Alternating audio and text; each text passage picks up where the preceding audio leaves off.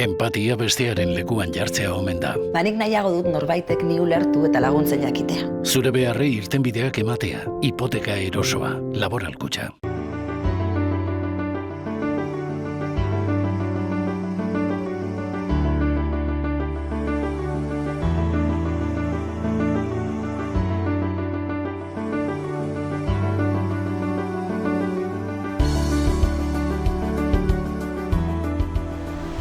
Ongi etorriak Pirinioak Bialde saiora. Gaur Erratzun eta Baigorrin izango gara. Erratzun Jose Itoitz alkatearekin egongo gara. Miren Meoki hondakinen teknikariarekin, Eneritz Rekarte euskara teknikariarekin, Zubipunta ostatuko Xabirekin, Altxuko dendako Koldorekin eta Kastonea jatetxe eta etxe ruraleko Idoiarekin.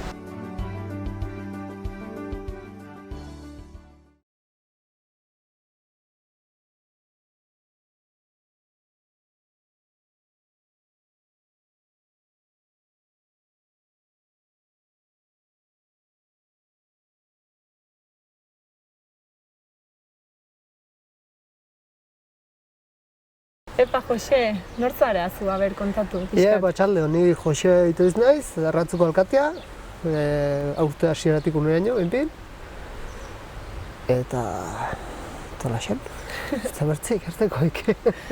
Nola sartu zinen alkate izatera, no? Hemen Erratzuko alkatea berez da zinpeko alkate edo deitzen dena, hemen ez da udalik. Udala da Baztango udala, eta hor gaude Magosherri. Eta orduen hemen ja 2011-tik gabiltze talde bat ingin nuen, ni lehenbizia nintzen taldean ere, eta 9 persona biltzen gara talde hortan, eta 2 urtetaik hauteskundeak ere ez dire aukeratu gara, eta gu aurkezten gara 2 urtetaik aldatzen dugu, eta momentuz hola gabiltze, ni 6. alkate naizia. Eta alkate bezala zer egiten duzu? Horan duten bezala zinpeko alkatea naiz, horren ez du ez presupuesto gorrik, gehien bat iten dugune da ure kudeatu, uren kobroak eta kontadoreak eta irakurri eta hola, eta gero herritarren eskaerak eta bideratu udaletxera intermediario lan pixkeat egin, eta saiatu herri dalbezein da txukunena txikitzen, ideak izeten edo aldena. Eta nolakoa da esperientzia? Ongi, momentuz jagurre da. Baina, taldean egon nahi zela, ongi, batu gauzonok eta gauz txarra, nahiko ongi. Momentuz ongi. Erratzu ezagutzen ez duen jendearentzat, hitz egin pixkat herriaz, edo zenbat biztanle, nolakoa den? Herriek du 478 biztanle, hor ditut, eta gehien bat nekazariek eta zerbitzu badira. Gero 23 etxe rural, landetxe eta apartamento rural eta hola, kanpine handi betera 800 personakoa, 6 taberna, haunitz bideratu dago igual turismoai edo, azken aldeunten Xorroxingo urriazeutera alduzen jende bastante, eta aparte ere etortzen da, kanpinera eta nekazariek ere bastante 72 edo esplotazioa, registratu egin. Eta zeintzuk dira herriaren potentzialak? Ze azpimarratuko zenuke? Nik azpimarratuko nuke giro, taberna giroi eta sozializatzeko giroi, eta gero potentziala, ez teki potentziala ona txarra den, baina turismo gero eta gehiago da. Horre alde ona, alde txarra izate alda, adibidez Xorroxingo errandugun horrekin, arazo bat doazen Ostapolon, emasifiketzen zen, jendea gaizka aparkatzen zuen, bide berri bet ingin eta hauetzen bantxo. Hortik ere ulertu behar da, behirela ez zenbat etxe rural, taberna, jatetxe, hortik bizi direnak ere bai. Eta erronka nagusia? Erronka nagusia, albezein gure egitea. Ez dakit, momentuz hoi bideratzen nahi gara, taldeko lehenoko alkateak eta gehien bat. Parkin betin edo albezain da gehiena txukundu hoi, ez izatea desmadre bat, eta gero herritarren eskaerak gaitu eta aldezen... Saiatu konpontzen. Saiatu edo bideratzen udalera edo konpontzen. Baduzu harremana beste herrietako alkatekin? Inguruko herrietakoak? Adibidez Baztangoekin urtean 4 aldiz bada batzar orokorra deitzen dena, eta horren biltzen gara Baztango 13 kontzejalak, eta 15 herritako alkateak, eta gero baztan 4 pusketan dago, hortik bakotxak badu, kuartel bakotxak badu juntero bat, eta hemendik komisionatek. Eta ordean egiten dugu junta hoi, bilera bat fiteago, tratu pixket bileretako, eta bai. Eta udalekoekin eskaerak eta... herrietako alkaterekin? Ez, ni benpin ez. Eta adibidez, iparraldeko herriekin? Baigorri baduzu hemen? Baigorrikin, Baigorri izende bakarra, harremana dugune da Nafarroan egunean, orai dagon udala, sartu zelaik, oela 4 urte edo 5, hasi zakun gonbidetzen Nafarroan egunean, goizean bada ekitaldi txiki bezala, eta luntxuet, eta orai dagon gobernu Euskaldun eta ezkertiarra da eta hola, eta hasi zen guri gonbidetzen, erratzuko alkatea eta baztanko alkatea. Eta ni aurten benpin egon nintzen, pixket, eta gustora. Hemen personalki benpin enen tratoik, eta polite da. Eta harreman horrek segitu du? Nafarroaren egunaz aparte? Momentuz ez, orai bestak izan barri erratzun, San Pedrotan, eta nik ere gonbidetutut luntxera, formalidade gisa, gauz bera, eta espero, tortzen baire, nola baitere, segitzea harreman hori. Pena da, hemen hain urbil egon eta ez dakit zertaz, baina ez du harremanik. Eta gustatuko litzaizuke igual elkarlanean zerbait egitea?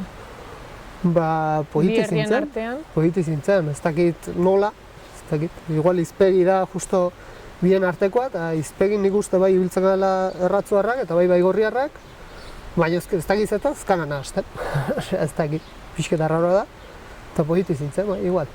Baina ez dakit nola hain. Ez zenuke izango proposamenen bat edo ez zaitu kurritzen, egiarren ez dakit ze italko zen. Laneko ezkai juntetzen, bestako igual bai, baina ez du proposamenik. Eta kitzeko, baldin baduzu aukera bidaltzeko mezu bat edo zerbait galdetzeko, Baigorriko alkateari zein izango zen? Ez dakit, berai okurritzen bat zaio nola baitere harremana nola sendotu, ni presnago gustatuko zaiten, baina niri behinpin ez zait. Ez zait zortzen modutera nola hain, o zein. Igual berak badu ideia. Igual berako idea hobia du, bai. Erratzuko bestetan, igual etortzen bada. Igual hor pentsatzen du, zer bai? Kaina batzukin edo, igual bai. Bale, pues hoi da dena, mila esker. Zuri.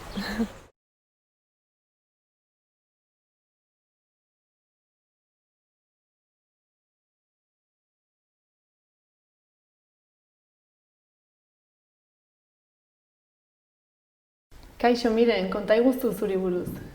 Kaixo, Miren naiz, Miren Meoki naiz, Baztango udaleko hondakin teknikaria.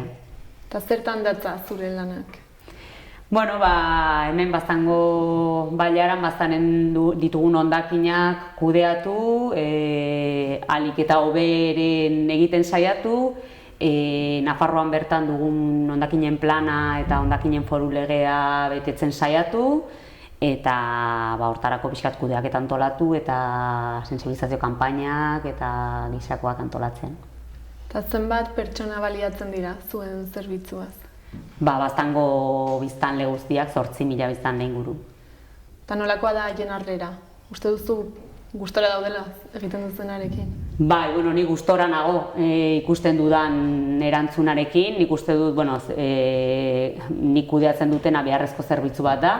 Azkenean zoritxarrez hondakin pila sortzen dugu eta horiek kudeatzea beharrezkoa eta derrigorrezkoa da.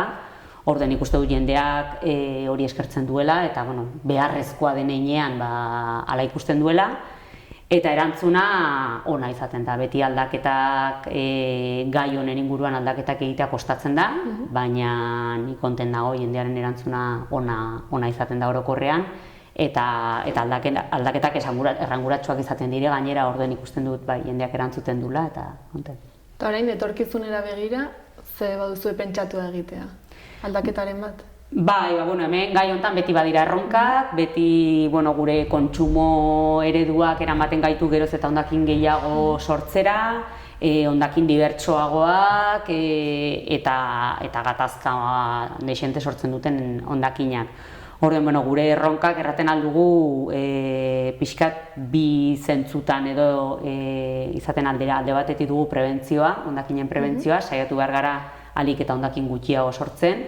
desligatzen edo deslotzen evoluzioa eta hondakinen sorrera hori, ez? Iduridu gero ez da evoluzionatuagoak izan, gero ez da garatuagoak izan, gero ez da hondakin gehiago sortu behar dugula, eta horren arteko lotura hori hautsi behar dugu nolabait, evoluzionatu behar dugu, baina hondakin gutxiago sortuz, hondakinak murriztuz, hori da lehenbiziko erronka, eta bigarrena pixkat sortzen dugun hori ahalik eta hobekien bereiztea eta alden heinean birziklatzea. Eta birziklatu behar ditugun gai horien artean, orain gure erronka nagusia da materia organikoa, gai organikoa. Eta nola antolatzen zarete? Nola da zuen antolakuntza? Bueno, guk bi zerbitzu ditugu, udalak lizitatu egiten ditu bi zerbitzu, eta zerbitzu horiek arduratzen dira pixkat alde batetik kontenedoreetan botatzen den zaborra biltzeaz, frakzio bereziak biltzeaz, eta bertze alde batetik kale garbiketa eta hondakin organikoaren konpostaren jarraipena egiteaz. Hori da pixkat antolakuntza, eta gero erran bezala denbora tarte jakin batzutan edo urtean zehar egiten ditugun sensibilizazio kanpainetan, hor agente desberdinak parte hartzen dute eta lan egiten dugu bai gure artean, bai herritarrekin, baita Nafarroako hondakinen patzuergoarekin, hor baditugu harreman maila ezberdinak. Beraz, zuek kudeatzen dituzue hondakinak bakarrik baztanen, ala baduzu ere beste zonalderen bat? Bai, gu arduratzen gara baztango hondakinak kudeatzeaz eta lan egiten dugu, elkarlanean aritzen gara zenbait kasutan bederen ondoko mankomunitateekin, Malerreka eta Bortziretako mankomunitateekin. Hor badugu entitateen arteko asoziazio baten bidez egiten ditugu zenbait bilketa elkarrekin. Orduan, gure ardura da, udal bezala gure ardura da baztandarrek sortzen dituzten hondakinak kudeatzea eta zentzu hortan sartzen da bilketa eta tratamentua, eta bilketa guk egiten dugu, erran bezala batzutan gure kabuz eta bertzatzutan Malerreka eta Bortziriakin, eta gero tratamentuaz arduratzen da Nafarroako hondakinen patzuergoa. Eta patzuergoan sartuak gaude Nafarroako mankomunitate ezberdinak eta gu udal bezala. Eta iparraldeko herriekin baduzue nolabaiteko harremanik? Instituzionalki eta hondakinei dagokionean ez.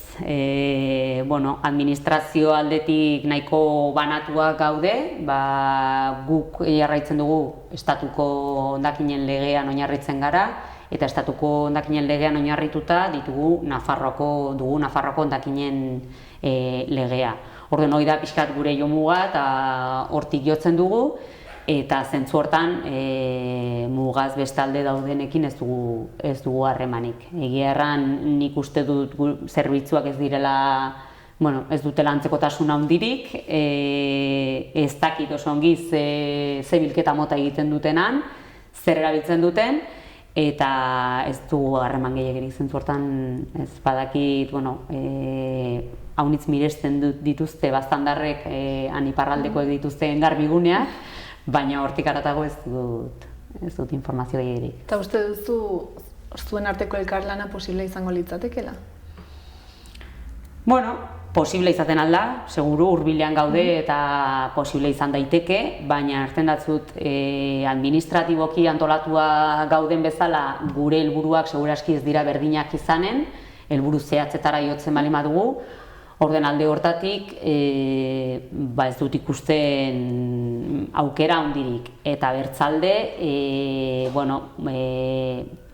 distantzian ere azkenean guk erabiltzen ditugun tratamentu plantak Nafarroan daude, egia erran Nafarroa erdialdetik bera, eta ez dakit hauek dituzten plantak hurbilago dauden behar bada berainak erabiltzera pasatzen ahalko ginateken, baino administratiboki ikusten dizkiot pega batzuk horri, orduan ez dakit posible izanen litzeke, seguraski, baina behar da aldaketa sakona eskatuko luke, ez dakit. Eta konkretuki Baigorri herria ezagutzen duzu? Bai, herria fisikoki ezagutzen dut, bai.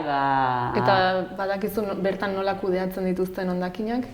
Ez, zerraten dizut, herria fisikoki ezagutzen dut, Nafarroaren egunan egon naiz, behin baino gehiagotan, bizikletaz ere hurbiltzen naiz Baigorrira, baina hondakinen kudeaketan kudeaketaren inguruan ez dut informaziorik, ez dakit nola funtzionatzen duten, ez dakit udal mailan zerbait baduten, eskualde mailan egiten duten, egiarran ez dut ideik. Eta orain, bertakoi zera aipatuko edo galdetuko zenieke, aukera izan da? Berba da, dudauen aitzinean, ia beren zabor kudeaketa nolakoa den, badirudi edo, gu beti entzun dugu Europa mailan sensibilizazio maila altuagoa dela, gurea baino, interesatuko litzaidake jakitea hemendik Baigorrira hurbil egonda, badagon aldaketarik, nik uste dut nahiko berdintsuak garela, Baigorritar gutxi batzuk ezagutzen ditut, baina ezagutzen ditudanekin badut lotura, eta ez dut uste aldaketa handirik honen deni, baina bai, hortan sakonduko nuke orai gehien bat, zalantza sortu delako, jakin nahiko nukean zer eta nola egiten duten. Bale, saiatuko gara erantzun bat bilatzen. Mila esker.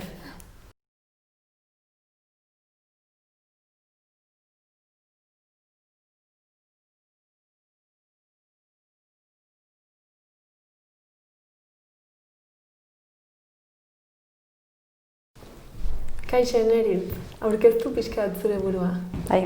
Egunon, Eneritz Rekarte naiz, Baztango euskara teknikaria. Eta zer egiten du euskara teknikari batek? Hemen euskara zerbitzua dugu, batez ere euskararen sustapena indartzeko, Baztango udalerrian. Eta nori dagokio zerbitzu honen kudeaketa? Euskara zerbitzua Baztango udalaren zerbitzua da. Beraz, Baztandar guztiendako lan egiten dugu, fisikoki Elizondon dago, zerbitzua, Baztango udaletxean dagolako, baina errandakoa udalaren eskumena da eta Baztandar guztiendako zerbitzua da. Eta nori dagokio zerbitzua kudeatzeko ardura? Euskara zerbitzua Baztango udalarena da, beraz, zerbitzua Baztandar guztiendako da, udalaren eskumena da, eta Baztango zerbitzuan euskara teknikaria dago, kasu honetan ni naiz, eta zerbitzua bera fisikoki Elizondon dago, Baztango udaletxean, gainontzeko zerbitzuekin batera. Eta antolamenduari dagokionez, hor ditugu Baztango udala barrenean euskara zerbitzua, ondotik eskualdea, Baztanbidasoa, eta Nafarroko euskara teknikarien sarea. Orduan, euskara zerbitzuan, euskara teknikaria, euskara zinegotzi ere badugu, eta euskara batzordea. Orduan, erabaki potoloak euskara batzordean hartzen ditugu, eta egunerokotasunean suertatzen direnak teknikaria eta zinegotziaren artean adosten ditugu.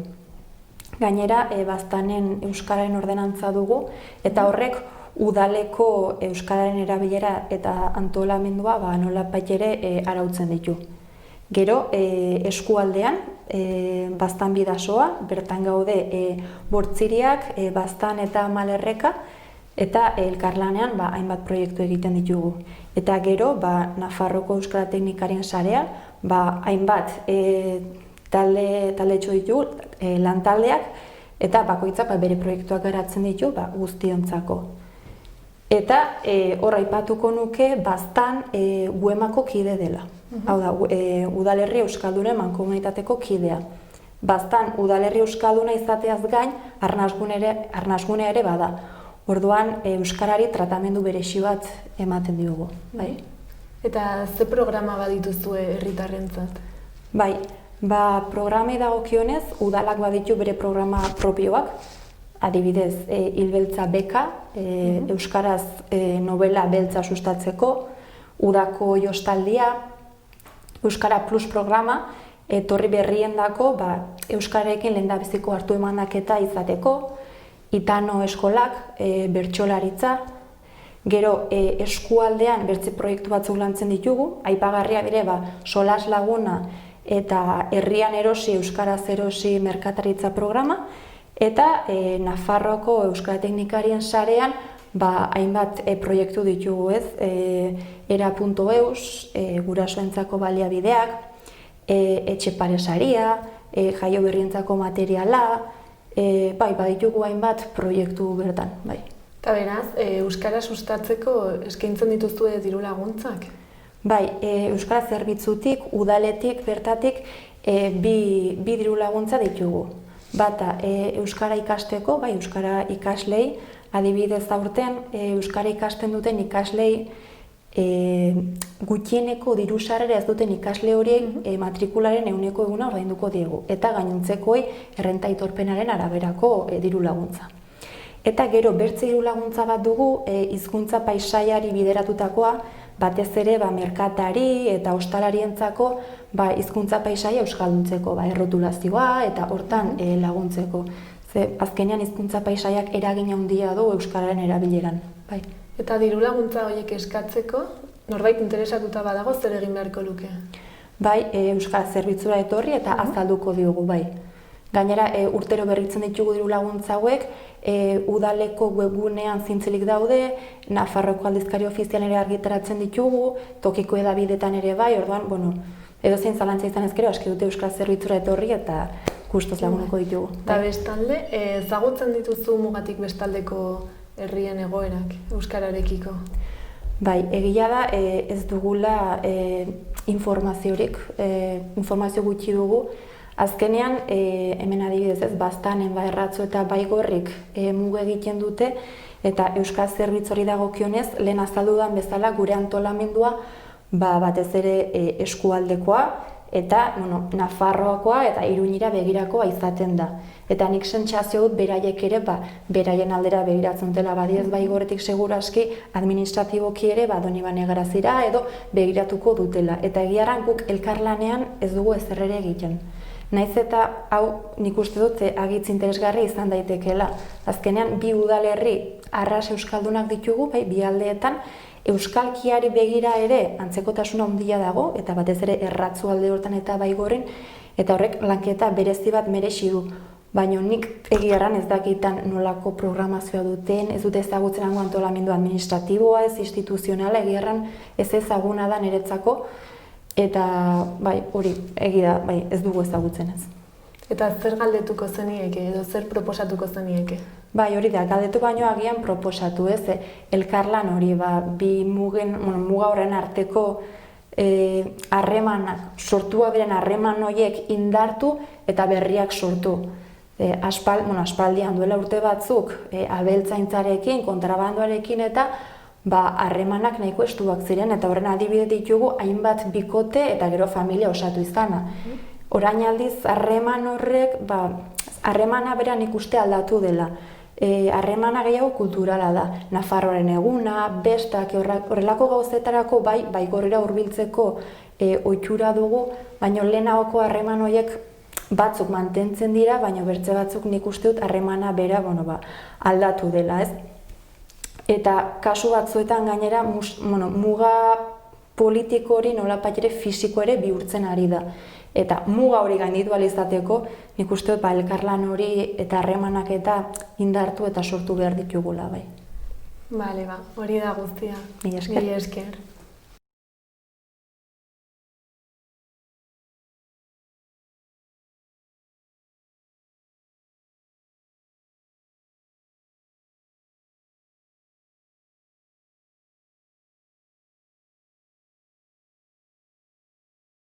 Iepa, Xabi, ze moduz, kontatu pixka bat nortzaren zu, ez dakiten entzat.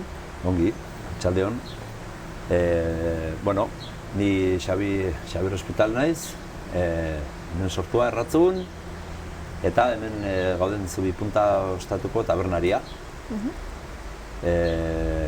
Ostatu hau, aipatuko dut, 81an zabaldu zuten nire gurasoek, eta beraz 27 urte baitu, eta nahiko gaztetatik nire hemen lanean hasi nintzen, eskola utzita hola, eta betianik hemen tabernan inguruan hasia eta konten, beti taberna mundua maite izan dut hauniz, Eta nola da Erratzu bezalako herri batean taberna bat izatea? Egiarrateko da herri bat Baztan mailan uste dut 5., 6. handienetakoa izango dela, eta bere alde hitz egiten du ikusteak zenbat taberna dauden herri honetan. Bata hau, eta gero badugu Iparla ostatuare, aspaldi hor dagona, eta Salaberri edo Dendarieta, aspaldiago oraindik. Eta gero badugu ere hemen Kastonea, ostatu jatetxea, eta gehitu hartzaio horrei ere bai, kanpina, denboraldian, udako denboraldian, orain adibidez, irekitzen dutela ere bai. Eta hori gutxi balitz, badago ere orain berriki zabaldu dute ere kafeteri bat hor herri sarreran. Eta, bueno, izateko herri koskor bat, 450 biztanle ingurukoa, hori ez, ni maite duten gisako herria da. Taberna ditu, eta taberna dituen herri bat beti bizia dauka, nahi duriko, ez? Alde txarren bat, zerbait txarra badago? Zerbait txarra herrian? Taberna bat izatea herri txiki batetan. Bueno, ni onurak ikusten ditut. Txarra, ez dakit, norbaitek igual ikusiko du alde txarra ere bai. Baina niretako azken finean, nik kontziente naiz dela, taberna dela txoko bat ere bai, birgune sozial modu lan hori egiten duena, eta bai, bueno, parrandarako ere bai, eta harako gauzak, ez? Zentzu hortan igual norbaitek igual ikusten du pizkat alde txarra, ez? Ego kritikatzea aldu, ez? Behitu gazte hau beti hor daude taberna horretan, auskalo zer egiten duten hor, eta bar. Baina, ni uste dute, lehen erranduten gizera, bizitza ematen diola herriari eta garrantzitsua dela. Eta antolatzen dituzue gauza, kontzertuak edo... Bai, taberna honetan bai. Baukagu, nahiko musikazalea gara, eta, bueno, bi langile gaude hemen, Kaiet eta ni, biok ere maite dugu hori, eta antolatu izan dugu ja aspaldiko urtetik honat, zenbait kontzertu, izan dugu dinamika bat bastante nahiko potentea, hilabetean behin hola kontzerturen bat egiten. Orain pixka apaldu gara egia da, ikusten dugulako ere igual ja jende kopurua jautsi dela, jendea zera mugitzen hain errez kontzertutara. Lehen adibidez etortzen ziren Elizondotik edo Amaiurtik edola, eta gaur egun, karo, etorriz gero, ez duzu edan behar, eta hori gauza horiek horrek uste pixken mugatzen duela eta hola. Baina, bueno, gu beti ere, orain ere bestetarako badaukagu beste bat lotuta. Eta da pixka bat ere bai, gure bezeroi ere ekarpen bat egiteagatik ez, kontzertuenak, eta noiz ere egin du ere berso saion bat, antzerkiren bat ere egin izan da, eta bueno, beti ere halako gauzak ez, gehien bat kontzertuak bai, hori bai. Eta Baigorri herria ezagutzen duzu, hemen mugan? Bai, hori da, muga egiten duenez, erratzurekin, zerbait ezagutzen du. Bueno, batzutan harremana da, bueno, ni personalki badut harremana baditu lagunakan, baina egia errateko harreman gehiago dugu oroar, bastango beste herrietako jendearekin edo Zoramurdi Urdazibiko jendearekin eta horrela. Baina ezagutzen dut pixka Baigorri, lagun batzu dituztelako edo parrandaren batean egon izelako ere bai, Nafarren eguna edo halako gauzak, Txirrinduran ez baitere. Baina hori baita ere, errantzagun, bai, herri polita bezalako uste du, handiago da, errantzagun baina handiago hori bai. Eta uste duzuan taberna bat izatea dela desberdina, hemen izatearekin? Iduritzen zai baietz. Ez dakizen bat taberna daudenan, baina ez dago hau bezalako taberna bat adibidez, errango nuke. Non igual euskaldun giroko jendea biltzen den, o gazteria biltzen den, o konzertuak antolatzen diren. Ez dakit beste txip bat ez. Baina, bueno, zautzen du tabernaren bat oeste, kafeteriren bat eta loko gauzak.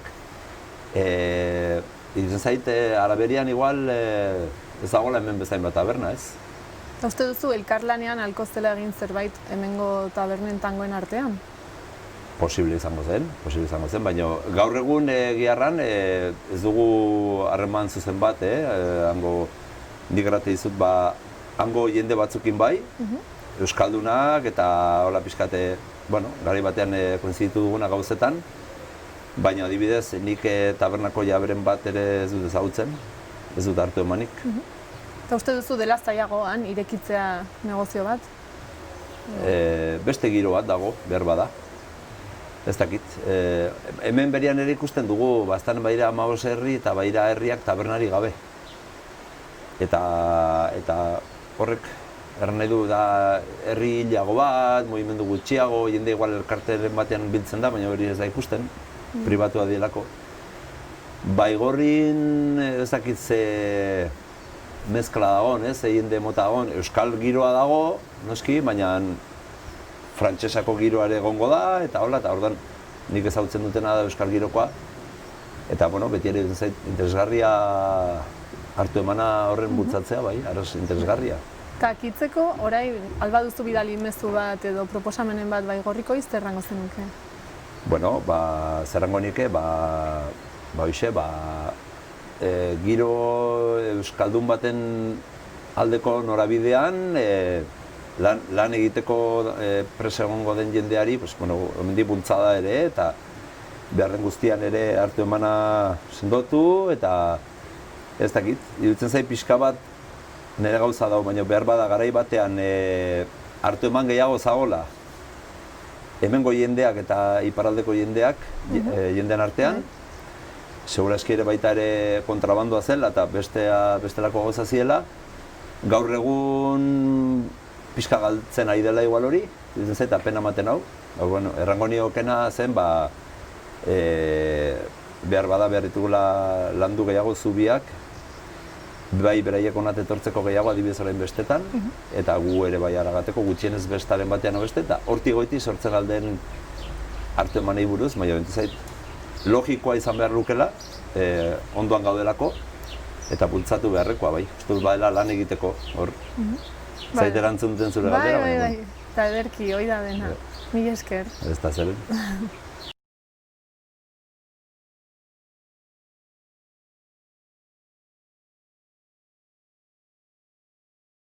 Epa, Koldo, Apa, gaixo. aurkeztu pixka bat zure burua. Bueno, Koldo Uribe Etxebarria almandoz naiz, 46 urteko erratzuarra, eta ja badire 14 urte altxuko denda, janari denda iriki nuela erratzun, aitetxin sortetxean Beitiko aldean, eta konten nago oraingoz, orain arteko ibilbidearekin. Nola erabakizten nuen denda bat irekitzen? Arrazoi nagusia izango zen, nik erratzun nahi nuen bizi eta erratzun nahi nuen lan egin ere. Eta ingurura begira, ikusirik erratzun aukera handirik ez dagoela edo tailer batean edo industrian edo lan egiteko, ez dagoelako. Pentsatu ze lokal hori nuela lehen kuadra zena, eta ikusirik erratzu herri bizi badela eta etorkizuna baduela, hola bururatu zitzaidan denda bat irekitzea, nire lanpostua izateko bertan. Izan zen zaila? Nola izan zen prozesua? Zaila izan zen igual, pentsatzea eta erresa igual, gero pausua ematea, beti daude bildurrak eta klaro, ekonomikoki ere sartzen zara erabaki astun batean eta ongi pentsatu behar duzuna, eta hori izan zen igual, asmenta hortan erabaki zailena, pausua ematea. Baina, bertzaletik ilusio asko nuen baita ere, eta orduan horrek erresten zituen gauzak, bai. Eta nolakoa izan da esperientzia urte hauetan? Erten alda, positiboa ikusten du nik, esperientzia ona bezala. Hasierati banekien lan beresie dela, lan lotua dela, horrek ekartzen duenarekin. Baina bertze aldetik, ni naiz nire nagusia, langilea, dena ni naiz, eta alde hortatik askatasun bat ematen dizu, eta alde hortatik gustora nago, nire ibilbidearekin. Eta erratzuko beste negozioekin baduzu harremanen bat? Bai, erratzun dauden ostatu ezberdinekin eta landetxekin eta badut harremana. Eta erten alda gainea, kasu honetan nire bezeroak direla baita ere. Erratzuko ostatuak eta landetxeak bezeroak dira. Beraiek geroz eta lan gehiago izan, niri gehiago erosten didate, badut harremana, bai. Eta baztango beste negozioekin? Beste dendariekin, adibidez? Bai, badut, erten alda, badago elkarte bat, bertan komertziante elkartea, eta hor nago sartua esmentatik, eta alde hortatik badut harremana, bertze komertzioekin, baina baita ere erran behar da, nola ni erratzun nagoen, eta bakarrik nagoen, arron gutxi mugitzen naiz erratzutik, eta orduan alde hortatik pues ez naiz asko elkartzen bertze komertziantekin, baina bueno, badut beraien berri eta elkartean egonda, badakit parte hartzen dut beraiek bultzatutako dinamiketan eta bai, harremana badut, bai. Eta aparte, iparraldeko herriak ezagutzen dituzu, adibidez konkretuki Baigorri hemen hurbil dagoela? Bai, ezagutu, Baigorri erten alda erratzuar gehienok ezagutzen dugula. Mugaz beste aldean dagoen lehenbiziko herria da, eta betitik izan dugu erratzuarrek Baigorrekin harreman berezia, eta nik ere ezagutzen dut. Eta hango dendak eta dendariak ezagutzen dituzu? Egia arteko ez. Ezagutzen dugu, nagusiki adibidez urtean behin egiten den besta handi hortatik, Nafarroaren egunetik, eta gero igande bat edo beste, gaten altzara atxalde pasa, eta kafetxo bat hartzetik, eta tabernaren bat eta ezagutzen dut, baina hola justu nire denda motak ez ditut haunitz ezagutzen eta bertako dendariak ere ez. Eta uste duzu haien egoera dela zurearen desberdina? Hombre, hola, kanpotik begiratuta alde batetik igual ematen du herri lasaiagoak bezala direla, iparraldekoak, eta orduan alde hortatik igual ez dakit, igual aktibidade aldetik igual ez dakit, nire iritzia da, moteltxeagoak igual izango ote diran, baina bueno, bertze aldetik baita ere inguruan beraiek ere badituzte herri txikiek, banka eta aldude eta alde hortakoak, eta orduan nik uste dut beraiek ere atrako dutela bizi handik edo hemendik. Eta igual tradizio gehiago igual badute baita ere, sektoreka, han ohitura gehiago igual okindegiak eta hola gauz konkretu xegoak netzako hori igual landuagoa dute. Eta uste duzu negozio bat irekitzea han dela zailagoa? Badute traba gehiago edo? Egia esateko idea honitz ez dut, baina aitu dudanez administratiboki igual hasta erresagoa. Bai. Eta zehazki beltzaintzan edo nekazaritzan daitzen direnak edo gasnak egiten da eta han erresago uste dutela baldintzak eta baimenak eta sanidade aldetik eta nik uste han erresagoa eta dena dutela. Eta uste duzu elkarlana posible izango litzatekela hemengo negozioek eta hangoekin? Hombre, niri gustatuko litzaidake. Ni euskalduna sentitzen naiz eta bertzalea, eta orduan nik nire anai-arrebak bezala konsideratzen ditut iparraldekoak, eta orduan bai gustatuko litzaidake harreman estuagoa eta elkarlana ere egotea. Eta bai aldeontako bailarak eta bertzealdekoak bultzatzeko. Baina baita ere ikusten dut oraingoz nahiko ezberdina garela kulturalki, eta oraingoz bastakit hotza ikusten dut giroa hortarako, elkartrukerako. Eta bukatzeko orain aukera izan da bertako dendari bati mezu bat edo galderaren bat bidaltzeko, zer esango zenioke? Bueno, ez dakit ni nire humiltasunean orain arte eutsi baldin badio jarraitzeko, eusteko, eta beraiek, igual bai errango nion, beraiek ere pixket, begiratzeko pixket baita ere alde hontara, hegoaldeko jendeari eta hegoaldeko bezero posible hoiei, eta egiteko esfortzu bat ere, ez dakit, adibidez hizkuntzaren aldetik, edo zati hori bai pastu izan du zait, noizbait gaten garela ibai gorrira igual kafetxo bat hartzera eta tabernariak igual ez dakila euskeraz edo eta alde hortatik bai iten altzuten igual esfortzo bat hegoaldeko euskaldunei atentzio gehiago emateko baita. Berdin guk ere igual beraiei, ez dakit. Bale, mila esker, hori da dena. Zuei, plazaten. Venga.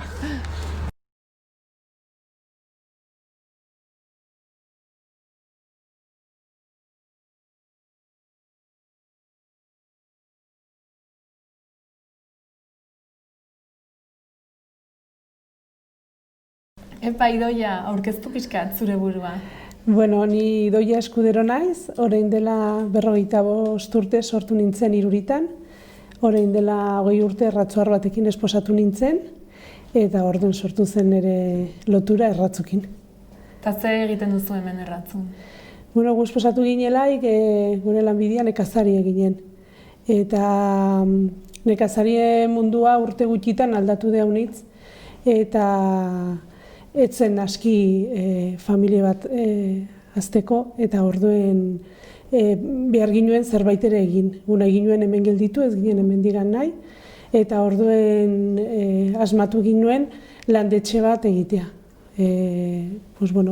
Nola nekazaritzatik ez ginen bizitzen al, landa gutxi dugu, eta zienda honitz ez ginen idukitzen al, gure manera haintzin atratzeko bizie izan zen, turismoa dedikatu. Zenbat urte hasi zineten landetxeakin? Hasi ginen orain dela 20 urte landetxeakin. Eta gero ere egin duzue jatetxe bat? Bai, lehenik ginen landetxea, eta gero ikusten zen landetxera tortzen zen jendea eskatzen zutela bazkarien zerbitzue. Eta orduan lehenbizien beretako hasi ginen, eta gero zabaldu ginen kanpoko jendea ere bai. Eta nola izan da esperientzia? Bueno, ematen dago aukera hemen bizitzera. Gu nahi ginuen hemen gelditu bizitzen eta ematen dago aukera hoi. Eta orden, esperientzia ona. Eta badu alde txarren bat? Alde txarra? Edo desabantaia? Dediketzera turismora eta, gu nekazaritzara segitzen dugu, segitzen gara haitzen, eta, da modu bat, bizi modu bat. Hazienda zaindu, etxeak zaindu, turistak etortzen dira, erakusten dugu non bizi garen, nola bizi garen, etortzen dire baserrire ere bai, ikustera, bizimoduen, hemengo nekazarien bizimodue, beste lekutakoak arras diferentia dire eta ikasten dute. Eta ezagutzen dituzue inguruko beste landetxeak? Bai, herrien erratzun badire landetxe gehiago, eta gero zonaldean ere bai. Badire elkarteak eta hortan gaude, eta bada Zanbidasoako elkartean gaude, eta hortan beste herrietakoak eta beste zonaldekoak ere bai elkartzen gara. Eta iparraldeko landetxekin, erlazionen bat baduzue? Ez, haunitzetan saiatu gara elkartetik edo modu partikularretik, eta arrastaila da. Hango eta hemengo harremanak, bai klienteak, bai arras diferentzia da, hango laniteko modu ez, han badute zentral bat bezala eta haiekin iten dire dena manejatu eta bere manatzen dute dena. Hemen ez dakit beste manerean aitzen gara, bakotxa bere kabuz. Orduan ez duzue elkarlana egiten iparraldeko... Saiatu bai. Baina lortu? Lortu ez. Eta uste duzu hango landetxeen egoera dela hemengoena baino hobea?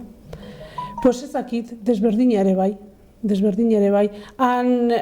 Hemen gure aire aitzen bai gara, igual askatasun gehiago dugu, ez, lan egiteko, eta ni uste dut lotuagoa daudela, ez, bere elkartea ematen duen arauera, aize lotuagoak daude, eta ez dute konpartitzen gu bezala hemen. Bale, eta akitzeko, orai, albaduzu bidali mezu bat edo galderaren bat, bertako landetxea duen norbaitiz, zer esango zenuke? Pues ez dakit, zer erran, lotura pixketin elko ginuela ez, elkarlan bat eta ikusi berek nola lan egiten dute eta gure lana nola egiten den, eta igual elkarlan bat sortu. Bale, errango diogu eta ber ze dioten haiek. Ederki, esker mile zuei.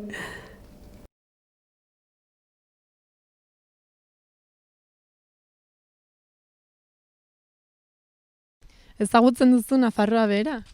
Bueno, pixket. Baigorrita bai, baina guti. Bai, zen dugu hemen. Bai, pixkat bai. Bueno, hemen inguruko herri batzuk daula bai. Orduan Baigorri bai? Bai, pixket bai. Bai. Baigorri, bueno, pixkat bai, hola bestaz, Nafarroan egunean, eta, bueno, tarteka igual bisitan bat itera bai, baina, bueno. Eta nolakoa da herria eta hango jendea? Herri da, bastango herriko izalatxu, baina da, bueno, Elizondo jatxarrago, baina erratzuta baina handiago, eta hango jendea zutzautzen. Pues Baigorri nik uste du normala dela, ez? Osa, guretako da barride bat bezala ja, lehenbiziko herria, eta jende ona, gu badu harremandango jendeakin, jende ona dago. Bueno, herria gustatzen zaita honiz, da herri txikie, lasaia, baina, bueno, giro euskalduna, goxoa ez dakit, hartzen zaitu dola ongi, eta jendea ba, koinzidituten are ongi, osea, jende euskalduna, jatorra ez dakit dola. Eta gustatuko litzaizuke hango jendea ezagutzea? Bai. Bueno, dugun baino gehiago, bai, gustatuko zaiten, baina badugu nahiko harremana, bai, gehiago bezen, baina, bai. Bai, egirran bai. Orain, bueno, ni dantzetan aitzen naiz eta horren bidez batzukinta izan dugu harreman gehiago eta ba gustora eta bai gustatuko zitzaiten gehiago. Eta hortarako ze egin barko zuten, haiek ona etorri edo zu hara joan? Pues bietek bizket, gugarat gan, eta haiek unetorri. Berdin, gure gaten gara eta hangoak unet ere bai. Igual hangoak unet gehiago, gu arat baino, bai. Bueno, nik uste bi aldetik, ez? Gu arat, bueno, besta Nafarroan egunean tala gaten gara, baina gutxi gehiago. Eta beraiek ere honat, pues igual bestetan edo gutxi. Orden bi aldetatik nik uste gehiago mugitu beharko ginen. Eta uste duzu erratzun bizitzeak badituela abantaiak konparatuta Baigorrin bizitzearekin? Ba, igual bai, ze baztaren artean zautzen gara gehiago, eta Baigorrikoak ez dira igual zautzenan bertze herrikoekin. Pues ez dakit, ez dagoet diferentzia handik ez. Ez dut uste, ez dakit, ez dut uste. Pues ez dakit, egirran ez dakit. Osa, nik zautzen dutena da besta giroa edo bertxotara eta holagan, baina ez dakit hango bizimodua eta ongi nola dagoen. Eta alde txarren bat, erratzun bizitzarena konparatuz Baigorrirekin? Pues Baigorrin eta ez dakit. Ez berdintxu da, hantamen berdintxu dago. Eta nola gonbidatuko zenuke hango jendea ona etortzera? Pues guztia bastango herrik nakoak diren eta dela igual txue baina ez berdine. Bueno, ez dakit, zerin bari zintzen, ez? Hemen ongi tratatu igual, bedei, berzek ez dakit.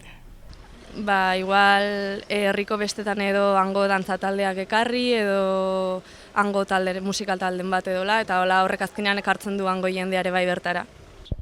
Eta etortzen badira erratzura, zer proposatuko zeniek, ze plan edo zer bisitatu, zer egin?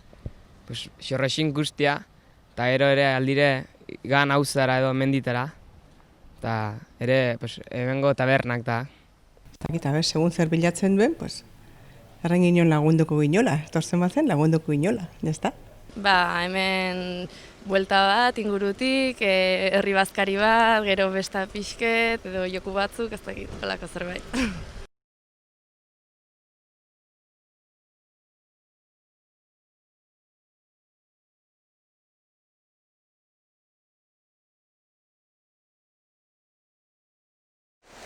Gaurko zau izan da guztia. Hurrengo saioan beste bi herritan itxarongo zaituztegu. Mila esker oregoteagatik. Empatia bestearen lekuan jartzea omen da. Banik nahiago dut norbaitek ni ulertu eta laguntzen jakitea. Zure beharrei irtenbideak ematea. Hipoteka erosoa. Laboral Kutxa.